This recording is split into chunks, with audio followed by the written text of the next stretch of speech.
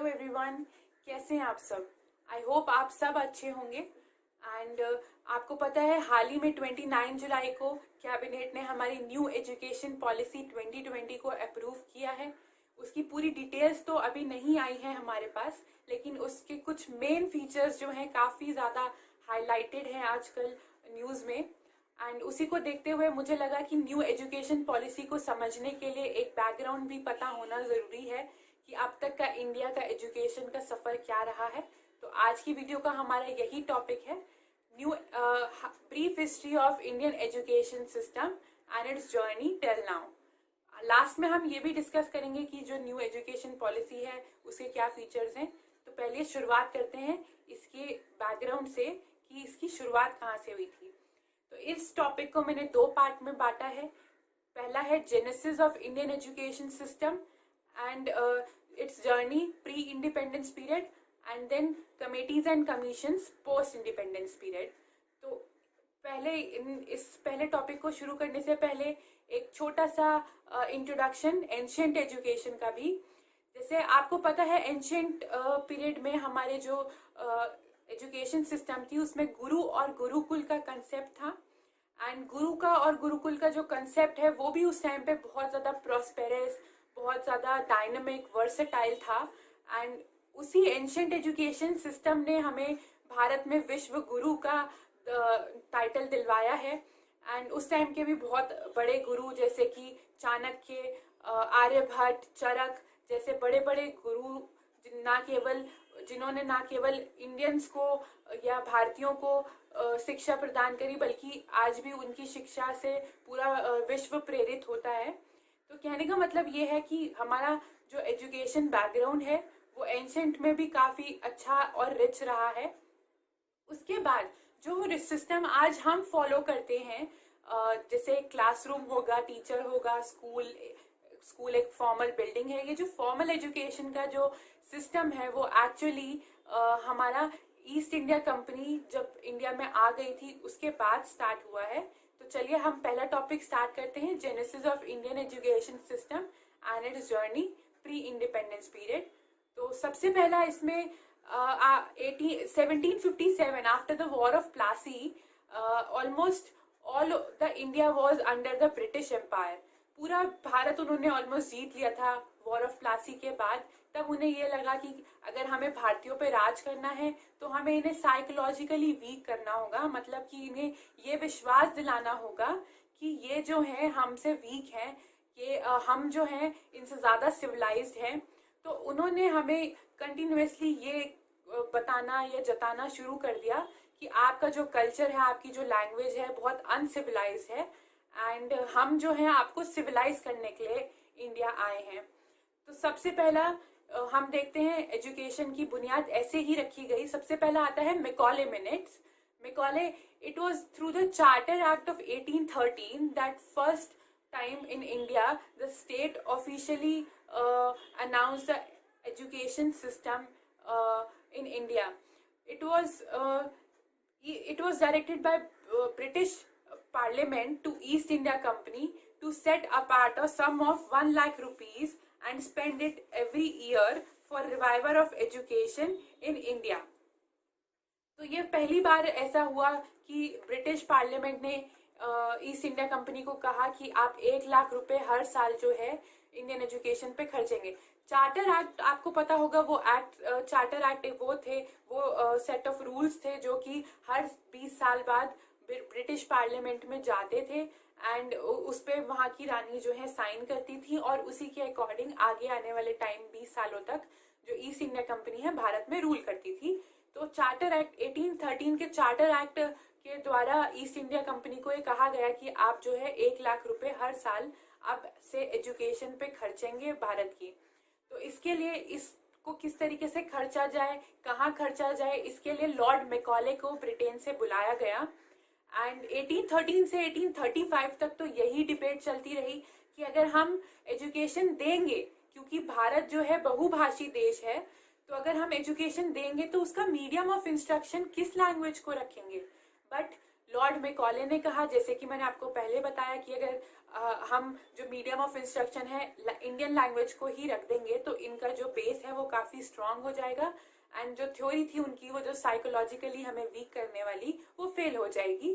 तो इसलिए Lord Macaulay ने एक अपनी जो लॉर्ड मैकॉले मिनट थ्योरी है उसमें कहा कि जो हम एजुकेशन सिस्टम का जो हम मीडियम ऑफ इंस्ट्रक्शन है वो हम इंग्लिश रखेंगे एंड इसी को डाउन फिल्टरेशन थ्योरी भी कहा जाता है या theory of down filtration and it has impacted India till now.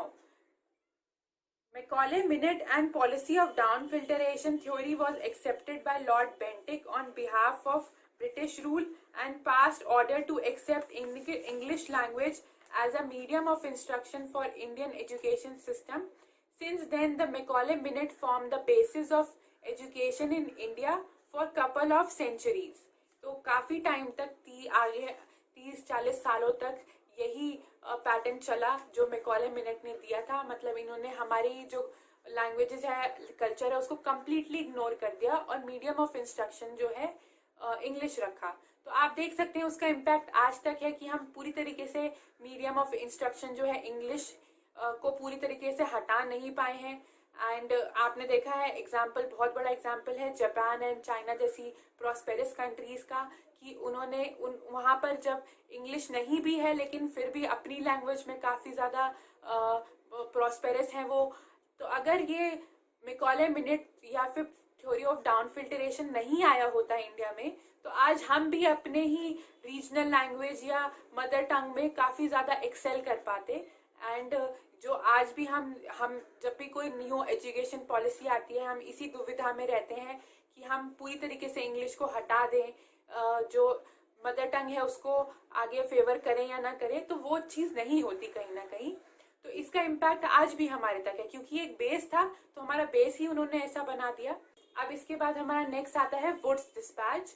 Woods dispatch in 1853 when East India Company Charter came for the consideration, the British Parliament examined the progress of education in India.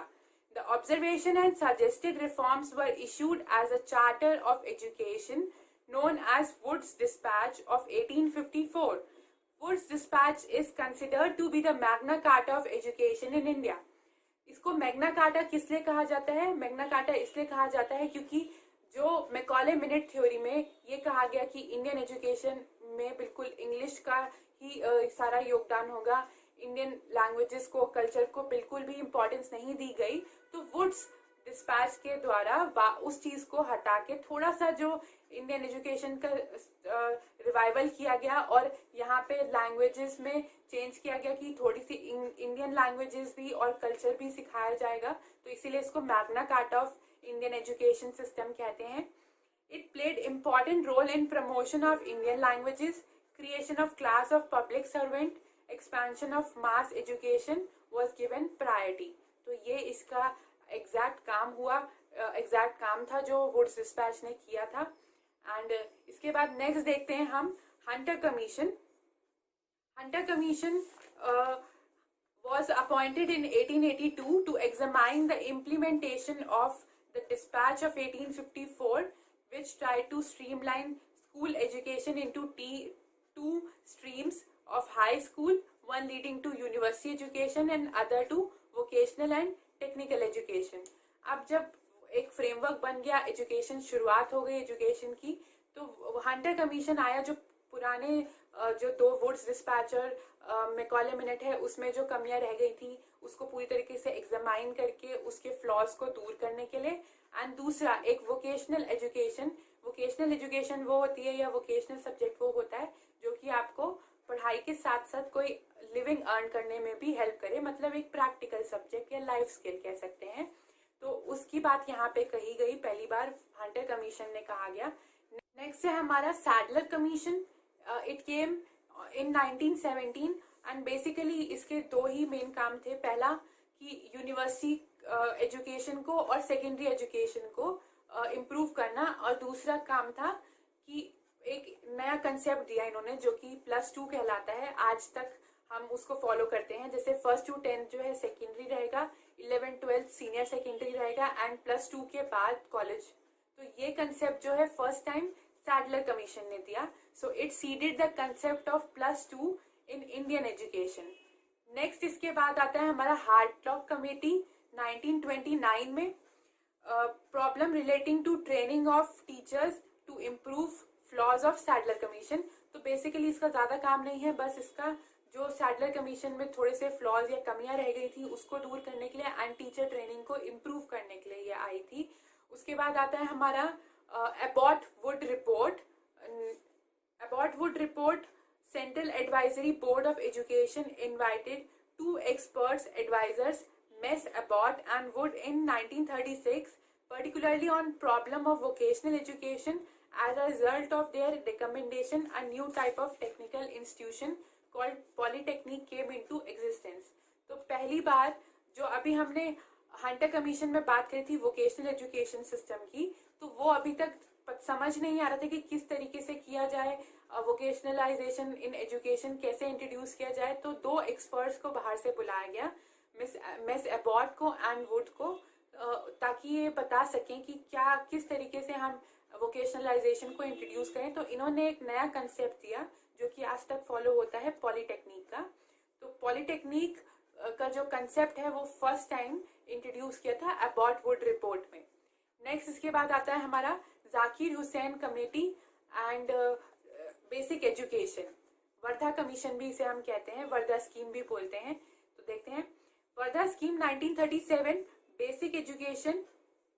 In October 1937 all India Congress में इसका पहली बार जिक्र किया गया। ये जो है महात्मा गांधी ने प्रपोज करी है बेसिक एजुकेशन की जो थ्योरी है, एंड इसके कुछ इंपॉर्टेंट फीचर्स हम देख लेते हैं। पहला है every individual should learn to earn his living through manual work in life, hence education through manual labor is insisted. Second है free and compulsory education be provided for 7 years through mother tongue on a nationwide scale.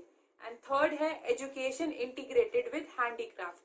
तो यहाँ पे भी basic education के बारे में हम सभी जानते हैं, बहुत एग्जाम्स में क्वेश्चन आता है कि ये हैंडक्राफ्ट से रिलेटेड थी। वो महात्मा गांधी चाहते थे कि जो एजुकेशन होनी चाहिए वो ऐसी होनी चाहिए जो कि थोड़ा प्रैक्टिकल हो, हैंडीक्राफ्ट से इंटीग्रेटेड हो, हस्तकला सिखाई जाए बच्चों को। तो ये सारा कुछ इसी स्कीम में बताया गया। नेक्स्ट इसके बाद हमारा आता है sergeant report. Sergeant report 1944, comprehensive report after world war for education development in 1944 was introduced. It laid the foundation of UEE, that means Universalization of Elementary Education. It visualized a system of education with pre-primary education for children between 3 to 6 years of age, universal, compulsory and free primary basic education of all children between age 6 to 11 and 11 to 14. जो 6 to 11 है उसको junior basic कहा गया and 11 to 14 को senior basic कहा गया। तो ये अब तक का हमारा जो प्री इंडिपेंडेंस पीरियड है उसका सफर था। इस रोड मैप से एक बार हम समझ लेते हैं, रिकॉल कर लेते हैं क्या क्या हायरार्की रही है। तो सबसे पहला था हमारा मैकॉले मिनट्स 1813 में। सेकंड है वुड्स डिस्पैच 1853 जिसको हम मैग्ना कार्टा ऑफ एजुकेशन भी कहते हैं। Hunter commission 1882। नेक्स्ट है सैडलर कमीशन 1970 जिसने +2 का कंसेप्ट दिया। थर्ड है हार्टॉक कमेटी 1929। फोर्थ है Abbott Wood report 1936। Abbott Wood report ने पॉलीटेक्निक का कंसेप्ट पहली बार दिया। फिर है Zakir Hussain report basic education 1937 and last है हमारा सार्जेंट रिपोर्ट 1944। तो ये अब तक का हमारा जो प्री इंडिपेंडेंस पीरियड है उसका पूरा रोड मैप है। नेक्स्ट हम देखते हैं अब committees and commissions post independent period. पहला हमारा पोस्ट इंडिपेंडेंट पीरियड में हमारा पहला जो है वो है राधा कृष्णन कमीशन। इसको यूनिवर्सिटी एजुकेशन कमीशन भी कहते हैं एंड इसके जो हेड थे वो डॉक्टर सर्वपल्ली राधाकृष्णन थे। आपको पता होगा जिनकी याद में हम टीचर्स डे भी मनाते हैं। तो ये जो बेसिकली जो कमीशन था ये यूनिवर्सिटी एजुकेशन के बारे में था एंड इसके दो मेन फीचर्स हुए या दो मेन रिकमेंडेशंस हुई। पहला है establishment of university grant commission, दूसरा है to make significant recommendation regarding the necessary and desirable change in the aims and objective of university education and research and its function। तो basically ये university education के बारे में था। Next आता है हमारा मुतालियर कमीशन, या फिर इसको हम सेकेंडरी एजुकेशन कमीशन भी कहते हैं क्योंकि ये सेकेंडरी एजुकेशन के ऊपर था। इसके चेयरमैन थे लक्ष्मण स्वामी मुतालियर।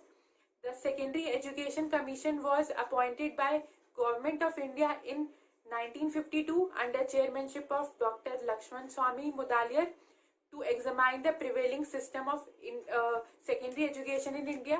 तो ये जो है हमारे जो प्रिवेलिंग सिस्टम था इंडियन एजुकेशन का, उसमें सेकेंडरी एजुकेशन सिस्टम कैसा था उसको एग्जामाइन किया एंड उसकी सिग्निफिकेंट रिकमेंडेशंस दी। एंड इसमें एक और चीज़ उन्होंने बताई कि जो टीचर एजुकेशन है उसको दो तरीके का होना चाहिए। पहला एक प्राइमरी टीचर एजुकेशन सिस्टम होना चाहिए, एक सेकेंडरी टीचर एजुकेशन सिस्टम होना चाहिए। प्राइमरी टीचर एजुकेशन सिस्टम में जो मिनिमम क्वालिफिकेशन है वो +2 होना चाहिए and senior secondary teacher education system में जो हमारा मिनिमम क्वालिफिकेशन है वो ग्रेजुएशन होना चाहिए, जो कि आजकल डाइट और बीएड का कंसेप्ट है। डाइट में मिनिमम क्वालिफिकेशन +2 होती है एंड बीएड में ग्रेजुएशन होती है। तो वो पहली बार यहाँ पे मुतालिर कमीशन में कहा गया। नेक्स्ट है हमारा national commission on women's education, जिसको हम दुर्गाबाई देशमुख कमेटी भी कहते हैं। National committee on women's education was set up by government of India in 1958 with Srimati Durgabai Deshmukh as chairperson। The committee in its report published in 1959 recommended that the highest priority should be given to establishing parity between education of boys and girls, separate schools for girls, training of women teachers particularly at elementary stage। तो ये जो committee थी Durgabai Deshmukh committee, इसमें girl education के बारे में बात कही और सबसे बड़ी रिकमेंडेशन इनकी ये थी, जैसे उस टाइम पे क्वाइट स्कूल में भेजना पेरेंट्स को कंफर्टेबल नहीं था, तो इन्होंने कहा कि सेपरेट स्कूल खोले जाएं गर्ल्स की एजुकेशन के लिए एंड एक इक्वालिटी बिठाई जाए बॉयज एजुकेशन में और गर्ल्स की एजुकेशन में, रेशियो को मतलब बराबर किया जाए। एंड तीसरा कि एलिमेंट्री स्टेज तक, मतलब स्टार्टिंग की जो क्लासेस होती हैं 1st to 5th स्टेज तक या 8th स्टेज तक, जो टीचर्स हैं वो वुमेन्स को ही होना चाहिए, ऐसा इन्होंने कहा। नेक्स्ट इसके बाद आता है हमारा Kothari commission. So government of India in 1964 set up a commission under the chairmanship of Dr. D.S. Kothari to advise the government on national pattern of education and on general principles and policies for development of education at all stages in all aspects। The commission set 12 task force for different education sector to study in detail। तो basically ये जो Kothari commission था ये government ने setup किया था chairmanship में doctor DS Kothari की, और कहा था कि आप पूरे हर एक पहलू को जांचें, जो एजुकेशन सिस्टम का हर एक डिसिप्लिन है उसको ध्यान से देखें और हमें बताएं कि हमें एजुकेशन सिस्टम को इम्प्रूव करने के लिए आगे क्या पॉलिसी या क्या नीतियां अपनानी चाहिए। तो इसके कुछ रिकमेंडेशंस थे, हम देख लेते हैं। जैसे पहला है एजुकेशन फॉर इंक्रीजिंग प्रोडक्टिविटी, दूसरा है 10+2+3 पैटर्न, थर्ड है 3 लैंग्वेज फॉर्मूला, उसके बाद है education for accelerating process of modernisation and उसके बाद education for inculcation of national values. तो ये रिकमेंडेशन जो कोठारी कमीशन ने दी थी, वो जैसे 10+2+3 पैटर्न जो है जो कोठारी कमीशन ने दिया वो आज तक फॉलो होता है, मतलब 1st to 10th सेकेंडरी, फिर +2 मतलब 10+2 जो है 11-12 senior secondary and +3 means graduation. तो ये 10+2+3 पैटर्न हम फॉलो करते हैं। उसके बाद 3 लैंग्वेज फॉर्मूला क्या है कि पहला एक इंग्लिश लैंग्वेज होगी, एक मदर टंग होगी और एक कोई फॉरेन लैंग्वेज हो सकती है, तो इसको 3 लैंग्वेज फॉर्मूला कहते हैं। दूसरा ऐसा एजुकेशन सिस्टम हो जो मॉडर्नाइज करने में हेल्प करे, ठीक है। एंड तीसरा जो है हमारा एजुकेशन फॉर इंक्रीजिंग प्रोडक्टिविटी, थोड़ा प्रैक्टिकल एजुकेशन सिस्टम हो जो कि प्रोडक्टिविटी बढ़ाने में हेल्प करे। अब है हमारा national policy of education 1968। This was the first NEP based on the recommendation of Education Commission 1964 and 66. It set path for compulsory education of all children up to age of 14, education of teachers, spread of literacy and adult education, and inculcation of games and sports in Indian education. तो ये जो policy थी 1968 की, इसने एक fundamental एक base set किया आगे आने वाली पॉलिसीज के लिए, और ये इसकी कुछ इम्पॉर्टेंट रिकमेंडेशन थी. नेक्स्ट आता है हमारा national policy of education 1986. For first time neither any commission was appointed nor any committee was formed. Survey of the existing system of education was conducted and was published in 1985, entitled Challenge of Education, a Policy Perspective. This document was made open to public and started a nationwide debate. Finally presented in Parliament in Budget Session 1986, the policy was characterized by emphasis on national integration and 10 core element of curriculum. ये जो पहली बार ऐसा हुआ है Indian history में कि ना कोई कमीशन बना, ना कोई कमेटी फॉर्म हुई, बल्कि जो एजुकेशन सिस्टम अब तक का जो एजुकेशन सिस्टम है उसका एक सर्वे हुआ और उसको ओपन टू पब्लिक ओपिनियन कर दिया गया. एंड पब्लिक का ओपिनियन लिया गया, उसको एक रिपोर्ट, जो सर्वे था उसको एक रिपोर्ट में उसका टाइटल दिया गया अ चैलेंज पॉलिसी पर्सपेक्टिव, और उससे उसको जनता को दिखा के एक ओपिनियन लिया गया कि किस तरीके का एजुकेशन सिस्टम होना चाहिए. पहली बार सोसाइटी को भी इंक्लूड किया गया एंड गवर्नमेंट की रिकमेंडेशन से और पब्लिक रिकमेंडेशन से आगे फिर इसके फीचर्स और प्रिंसिपल्स तय किए गए. देख लेते हैं. पहला है कॉमन एजुकेशन स्ट्रक्चर 10+2+3 पैटर्न. अब ये जो 10+2+3 पैटर्न है इसको नेशन वाइड कॉमन स्ट्रक्चर कर दिया गया. दूसरा है operation black board for UEE. UEE means universalisation of elementary education. Next है MLL, minimum level of learning. Minimum level of learning का मतलब होता है कि हर क्लास के लिए एक मिनिमम लर्निंग लेवल सेट कर देना कि फर्स्ट क्लास है तो इतना, उन बच्चों का इतना लेवल ऑफ लर्निंग होना चाहिए, सेकंड है तो इतना, वो मिनिमम, उसको मिनिमम लेवल ऑफ लर्निंग कहते हैं. उसके बाद है पेस सेटिंग नवोदय विद्यालय. जो नवोदय विद्यालय है उनका कंसेप्ट जो है पहली बार यहाँ पे मिला. उसके बाद लास्ट है हमारा सेटिंग अप ऑफ डाइट्स, जो district institute of education and training है, जहाँ पे +2 के बाद टीचर्स को ट्रेनिंग दी जाती है एलिमेंट्री एजुकेशन के लिए, 1st to 5th को पढ़ाने के लिए. वो कंसेप्ट यहाँ पे आया नेशनल पॉलिसी ऑफ एजुकेशन 1986 में. Programme of action 1992 and programme of action ये 1986 को इम्प्लीमेंट करने के लिए ही बनाया गया था. एंड इसके जो हेड थे वो आचार्य राममूर्ति थे. एंड इसकी 2 इम्पॉर्टेंट रिकमेंडेशंस थी. एक तो पहला कि किस तरीके से जो है एनपी 1986 को अप्लाई किया जाए, मतलब उसकी एप्लीकेशन कैसे हो, उसकी इम्प्लीमेंटेशन कैसे हो. जैसे कि to revive the NP in 1986 and its application, to make suggestions for implementation of NP 1986. तो यही इसके 2 important recommendations थे. नेक्स्ट है इसके बाद यशपाल कमेटी 1992.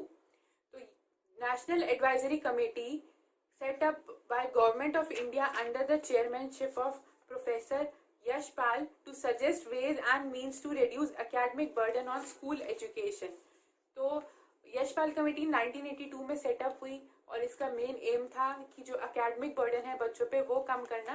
तो इसकी 4 मेन रिकमेंडेशंस हैं. पहला है participation of society in education. दूसरा है ग्रेडिंग सिस्टम. तीसरा है improve method of teaching and 4th है वर्क एक्सपीरियंस. तो ये इसकी 4 रिकमेंडेशन थी. एंड 5वीं भी एक बहुत इंपॉर्टेंट रिकमेंडेशन थी कि एक NCF नेशनल करिकुलम फ्रेमवर्क बनाया जाए और उसमें इन 4 रिकमेंडेशन को यूज करा जाए एक एजुकेशन का फ्रेमवर्क बनाने के लिए. इसके बाद फिर हमारा NCF ही आता है. नेक्स्ट हमारा होगा NCF 2005 national curriculum framework 2005. After considering all policies and recommendation of Yashpal Committee, a new structured national curriculum framework was prepared in 2005 and implemented in entire country. इसके कुछ गाइडिंग प्रिंसिपल्स थे वो हम देख लेते हैं. connecting knowledge to life outside school, ensuring learning shifts away from rote methods, enriching the curriculum so that it goes beyond textbooks, making examination more flexible. तो यही इसके कुछ गाइडिंग प्रिंसिपल्स थे कि रोट मेथड्स ऑफ लर्निंग को हटाया जाए, ratification खत्म किया जाए, एजुकेशन इस तरीके की हो कि वो बच्चों की बुकिश ना हो सारी, बच्चों की आउटसाइड लाइफ से कनेक्ट किया जाए, प्रैक्टिकल लाइफ से कनेक्ट किया जाए. एंड ये यशपाल कमेटी के ऊपर ही है जो उन्होंने वर्कलोड या एकेडमिक बर्डन कम करने के लिए कहा था, तो उसकी रिकमेंडेशन से नेशनल करिकुलम फ्रेमवर्क बनाया गया. नेक्स्ट इसके बाद आता है हमारा 86th amendment act 2002. And 86 amendment act 2002 जो है हमारा बहुत इंपॉर्टेंट है क्योंकि यहाँ पे एजुकेशन को एक fundamental right as well as a fundamental duty बताया गया. तो सबसे पहले देखते हैं article 21A was incorporated. It made the right to primary education part of the fundamental right, stating that the state would provide free and compulsory education to children from 6 to 14 years age group. Article 51A, वैसे हमारी 10 fundamental duties होती हैं लेकिन 11th ये add की गई, to provide opportunities of education to his or her child or ward between 6 to 14 years is fundamental duty of every citizen. तो ये हमारे 86 अमेंडमेंट एक्ट में ये दो इम्पॉर्टेंट अमेंडमेंट किए गए. एक पहला फंडामेंटल राइट में अमेंडमेंट किया गया एंड फंडामेंटल ड्यूटी में amendment. RTE 2009. On 26 August 2009, Indian Parliament passed historic act regarding education known as Right to Education Act 2009. इसके कुछ जो इम्पोर्टेंट रिकमेंडेशंस थे वो हम देख लेते हैं. Provided free and compulsory education 6 to 14 years age group, specifies duties of responsibility of appropriate government, improvement of quality of education, no denial of admission. तो ये इसके कुछ बेसिक रिकमेंडेशंस थे. आपको पता होगा जो हमारा एजुकेशन जो सब्जेक्ट है वो कॉन्करेंट लिस्ट में आता है, मतलब स्टेट और सेंटर दोनों का दायित्व है इसको आगे बढ़ाना. तो यहाँ पे जो उनकी जो फील्ड है, उनका जो काम है उसको और अच्छे से स्पेसिफाई कर दिया गया एंड किसी बच्चे को एडमिशन से मना नहीं किया जाएगा, ये बहुत बड़ा स्टेप लिया गया. तो ये RTE 2009 है. इसके बाद अब हम देख लेते हैं जो हमारी न्यू एजुकेशन पॉलिसी 2020 आई है जो 29 जुलाई को कैबिनेट ने अप्रूव की है. उसके बारे में देख लेते हैं कि उसके क्या मेन फीचर्स हैं एंड उसका जो आगे आने वाले एजुकेशन सिस्टम है उस पर क्या इम्पैक्ट रहे. तो न्यू एजुकेशन पॉलिसी 2020 एंड इसका जो पैनल है वो हेड किया था के कस्तूरी रंजन ने and it submitted its draft in December 2018. तो ये जो ड्राफ्ट अभी कैबिनेट ने अप्रूव किया है ये सबमिट किया था 2018 दिसंबर में. एंड अब देख लेते हैं कि इसका क्या एम है और इसके क्या इम्पोर्टेंट फीचर्स हैं. जब इसकी डिटेल हमारे पास आएगी तो हम इसको ब्रीफली डिस्कस करेंगे. अभी हम सिर्फ इसके एम और फीचर देख लेते हैं. तो सबसे पहले aim of this education policy is to make India a global knowledge super power. तो पहली बार ऐसा अलग तरीके का एम रखा गया है कि इंडिया को एक ग्लोबल लेवल पे नॉलेज सुपर पावर बनाना. एंड अब इसके फीचर्स देख लेते हैं. सबसे पहला है early childhood care and education below age of 5 years. मतलब कि आंगनवाड़ी और बालवाड़ी जो हुआ करते थे 5 साल से छोटे बच्चों को पढ़ाने के लिए, उन पे ध्यान दिया जाएगा. To spend 6% of GDP on education. जो GDP का 6% है वो एजुकेशन पे खर्चा जाएगा. नेक्स्ट है basic literacy and numeracy for children. तो basic literacy and numeracy for children age 6 to 9 years develop कराई जाएगी. And 10+2 pattern changes to 5+3+3+4 pattern. तो जो अब तक 10+2 पैटर्न चला आ रहा है उसको चेंज करके 5+3+3+4 पैटर्न कर दिया गया है. नेक्स्ट है medium of instruction mother tongue रखा जाएगा. जो 1st to 8th क्लास है उसका medium of instruction mother tongue होगा. नेक्स्ट है एजुकेशन ऑफ गिफ्टेड चिल्ड्रन, मतलब गिफ्टेड चिल्ड्रंस की एजुकेशन पे ध्यान दिया जाएगा. Vocational training for class 6 and vocational subject to be offered from class 6. तो 6th क्लास से ऊपर के बच्चों को या वोकेशनल ट्रेनिंग और वोकेशनल सब्जेक्ट ऑफर किया जाएगा. नेक्स्ट है variable model for board exams. Variable model for board exams का मतलब है एक ऐसा मॉडल जो कि जैसे आपको पता है लास्ट ईयर सीबीएसई ने क्लास 10th के मैथमेटिक्स को 2 पार्ट में ऑफर किया, एक बेसिक एक स्टैंडर्ड। तो अब हर सब्जेक्ट को जो सीबीएसई है बोर्ड के हर सब्जेक्ट को इन्हीं 2 डिफिकल्टी लेवल पे ऑफर करेगी, एक बेसिक एक स्टैंडर्ड। एंड दूसरा, जो पहले एग्जाम जो हमारा बोर्ड एग्जाम जो है वो खाली सब्जेक्टिव होता था, वो अब ऑब्जेक्टिव भी होगा। 2 पेपर होंगे, एक सब्जेक्टिव एक ऑब्जेक्टिव, और ये साल में 2 बार कंडक्ट होगा। इसी को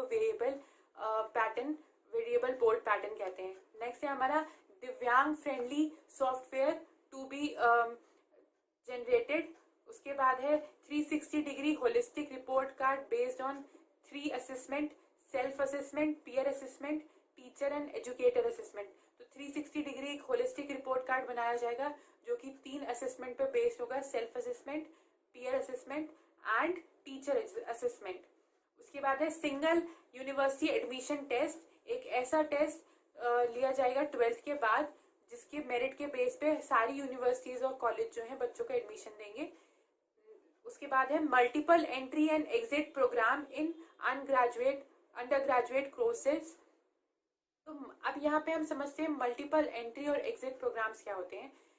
मतलब मल्टीपल एंट्री और एग्जिट का मतलब ये है कि जैसे अगर आपने किसी वजह से 1 साल का ग्रेजुएशन किया और बाद में छोड़ दिया, तो आपको दोबारा से वो जो ग्रेजुएशन आपने फर्स्ट ईयर का किया वो दोबारा से नहीं करना पड़ेगा। आपको 1 ही साल का सर्टिफिकेट मिल जाएगा। एंड जब भी आप 2 साल बाद 3 साल बाद जब भी आप कन्वीनियंट हो तो आप अपनी एजुकेशन जहाँ से आपने छोड़ी थी वहाँ से आप रिज्यूम कर सकते हैं। तो इसी को मल्टीपल एंट्री एंड एग्जिट बोलते हैं। तो नेक्स्ट इसके बाद हमारा है सबसे इम्पॉर्टेंट, एमफिल को स्क्रैप कर दिया गया है and multidisciplinary institute to be established. Multidisciplinary institute का मतलब है जैसे आईआईटी था, आईआईटी जो है वो खाली इंजीनियरिंग कराता है, तो अब ऐसे इंस्टीट्यूट जो एक ही डिसिप्लिन को पढ़ाते थे उनको मल्टी डिसिप्लिनरी कर दिया जाएगा। मतलब कि वो और भी सब्जेक्ट्स ऑफर करेंगे एजुकेशन के लिए। तो यही अभी तक कुछ इम्पॉर्टेंट एंड मेन फीचर्स हैं न्यू एजुकेशन पॉलिसी 2020 के। एंड जो भी आज हमारे टॉपिक्स थे हमने इस वीडियो के वो कवर कर लिए हैं। तो उम्मीद करती हूँ ये वीडियो आपको पसंद आया होगा।